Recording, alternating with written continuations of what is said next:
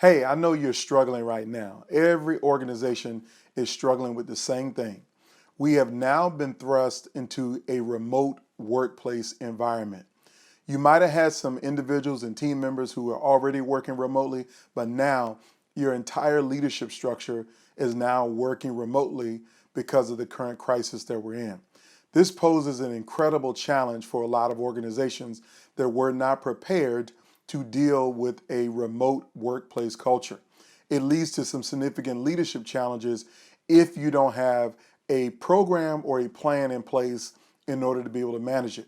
See, remote workplace environments have grown dramatically over the last decade or so. I think it's actually a 159% increase in the number of people who are now working remotely. But you may have had leaders on your team who you are required to have in the office, who you're used to seeing every day, you're used to networking with them and bouncing ideas off of, and you have a structure in where you meet internally on a lot of the challenges that you face. But now, because of the current crisis, people are thrust to working from home, and this poses a particular challenge for a leadership modeled organization. And so the challenges are that you don't really have a structured environment anymore. It's hard to have your team members have a structured environment when they're working from home. A second challenge is that they could end up facing social isolation, really feeling alone, that work was a place where they found great camaraderie and teamwork and partnership and connection with people. But now that they're working from home, they're starting to feel very isolated. The other challenge that you'll face is that if you had great rapport with your team and your teams had great rapport with each other, they're now starting to lose that rapport because it's hard to maintain it when people are isolated. And so it poses a significant challenge for a lot of organizations. The other thing that's starting to creep in and really create some challenges is burnout. And we all know that working from home is deemed to be easier, but there's so many people who are now pulling 12-hour days because they're in back-to-back virtual meetings, whether they be on Zoom or WebEx or Microsoft Teams. They're in back-to-back meetings, and it makes it hard for them to set any kind of pace or any kind of balance. And so people are now starting to burn out. So it's a devastating context for people to have this happen. But the biggest thing that is happening is that organizations' culture is being destroyed. Whatever culture you've built to keep people engaged, to keep people motivated, to keep your business moving in the right direction, your organization moving in the right direction, well, guess what? You're now losing your culture. Your culture is being destroyed because there's not anybody in the same space in order to be able to build that culture. So this poses a particular challenge, and it hurts productivity. It's going to hurt outcomes data. It's going to hurt any metric that you're focused on measuring yourself as an organization is now being hurt by being thrust into a remote culture. That's why it's so important for you as a leader to learn what it takes to build a world-class digital culture or being a great digital leader. These are the contexts that I want to share today. Is how do you build a world-class digital culture, and how do you be a fantastic, a phenomenal digital leader, a leader that is admired by everyone because of the type of culture that you've built digitally and remotely with your team. So the first thing I want to tell you is that you got to overcome the first major hurdle in building a great culture, and that is technology. See, many people get sent home to work from home, but not really in an assessment of whether they have the technology at home for them to be able to connect remotely. Is their Wi-Fi signal strong enough? Do they even have a cell reception in their home? Do they have a laptop or other technology in order to be able to do all of the inputs and outputs that you need? Do they have a scanner or a printer at home if you work in an environment where people need to exchange documents? These are the challenges that you have. So the first thing that you have to do, if you want to build a digital culture, if you want to build a remote workplace culture that is world class, you have to invest in technology. You have to be the leader that equips your team with the tools in order for them to be successful at home. Now, some people may already have some of these tools, and that's great. You just want to augment what they don't have. But I will tell you, the amount of time that you will save, the amount of dollars that you will save by making sure that your team is equipped to work remotely will pay you tenfold in productivity. So you got to invest in the technology. The second thing is you got to give your people space. And what do I mean give your people space? When people go to work from home, they can no longer divorce themselves from their children, from their pets, from their spouses, from the environment that they're in.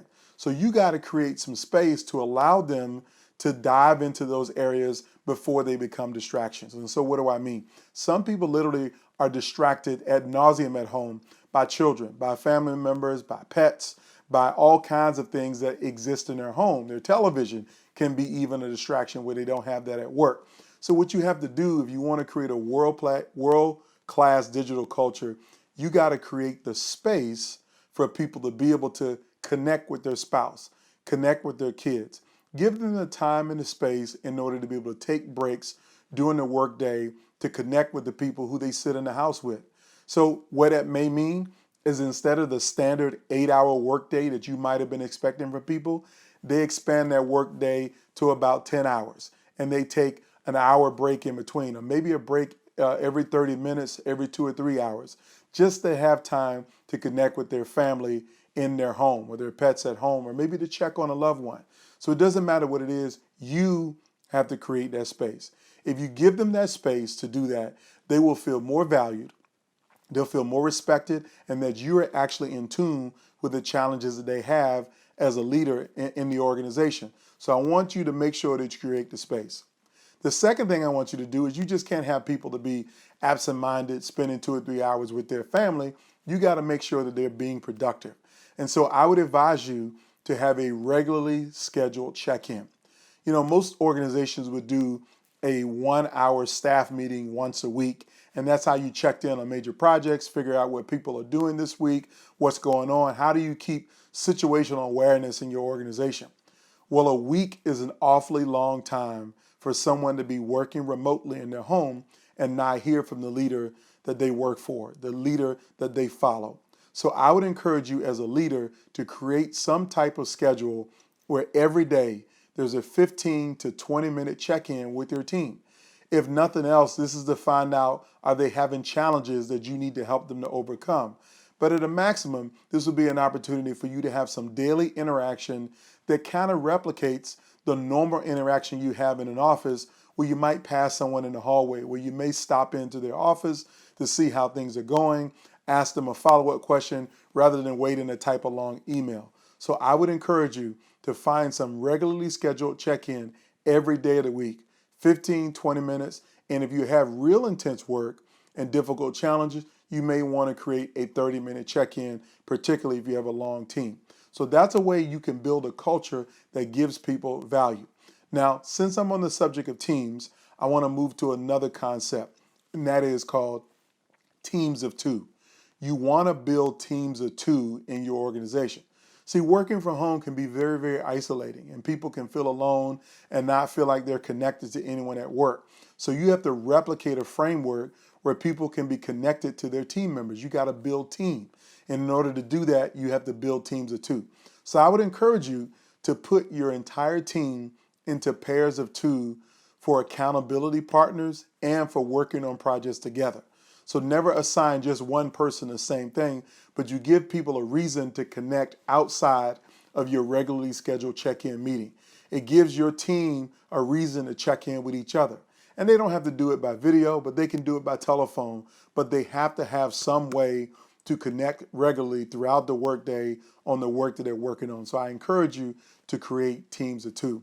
The third thing that I want you to do is encourage some fun time with your team. And that means you participating in some fun time with your team.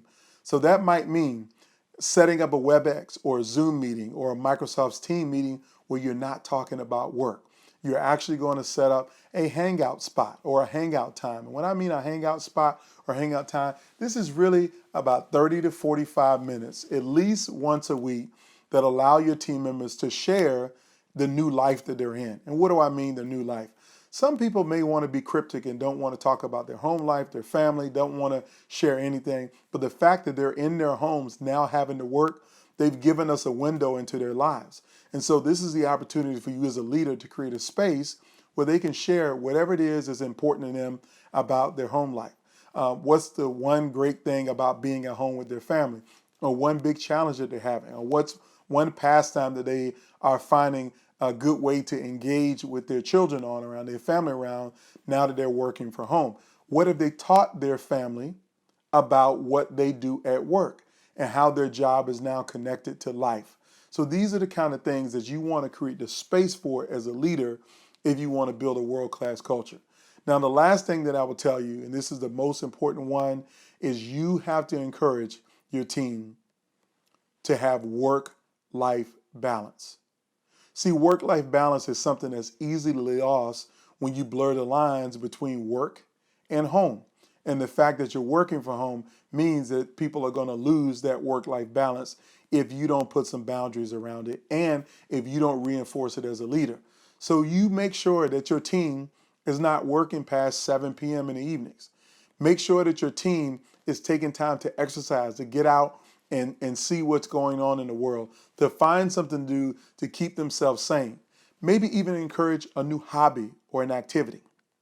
If you want to build a world-class digital culture, you have to do all of these things for your team. If you do them, you will build more loyalty, more commitment, and increase productivity and minimize the isolation and the challenges that keep you from throwing in the midst of a difficult situation. I want to thank you for watching. Have a fantastic day.